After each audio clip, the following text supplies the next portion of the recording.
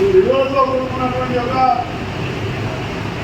పరిజ్ఞానాన్ని పెంచుకొని అవినీతి, నమ్ముతుంది, పక్షపాతం వీటన్నిటికీ అతీతంగా ఎదురులోకి సరైనటువంటి వార్తలు తీసుకురావాలే నిజమైనటువంటి జర్నలిస్ట్ అని నేను మీకు సభాముఖంగా తెలియజేస్తాను. ప్రాంతము, కులము, భాష, పేరు అన్నిటి ఇవన్నిటికీ అతీతంగా అదేనటువంటి విషయాన్ని నాకు ఇప్పటికీ గుర్తుంది. గ్లోబల్ సర్వకాలంలో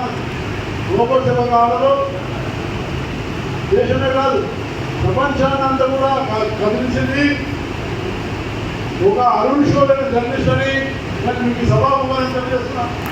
అరుణ్ షోలో ఉన్నటువంటి కాలము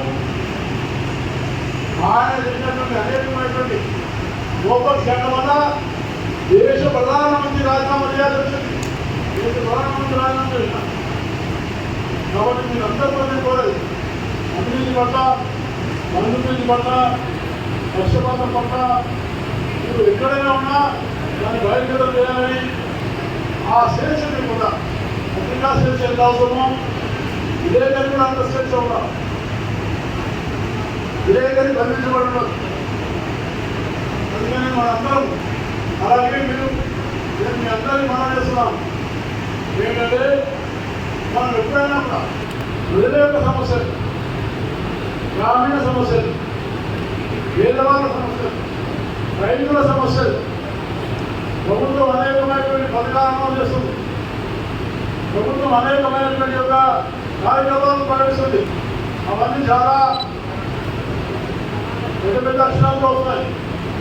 కానీ చివరికి అక్కడ ఉన్న వాళ్ళకి చేరుతున్నాయా లేదా, అక్కడ ఉన్న వాళ్ళకి చేరుతున్నాయా లేదా, సరైన రంగులో చేరుతున్నాయా లేవా, కేవలం బాలవాళ్ళ మనుషులే చేరుతున్నాయా, కేవలం అధికార పార్టీ వాళ్ళే చేరుతున్నాయా, ప్రజానికానికి అంత చేరుతున్నాయా లేవా, ప్రభుత్వాలు ఇచ్చినటువంటి వాగ్దానాలు ఎంతవరకు అమలు చేసినారు, ఎంతవరకు అమలు చేయలేదు, అమలు చేయనటువంటి వైఫల్యాలను వెలుగులోకి తీసుకోవాల్సిన బాధ్యత మీ అందరి మీద ఉందని నేను మీకు సభాముఖంగా మాట్లాడుతున్నాను.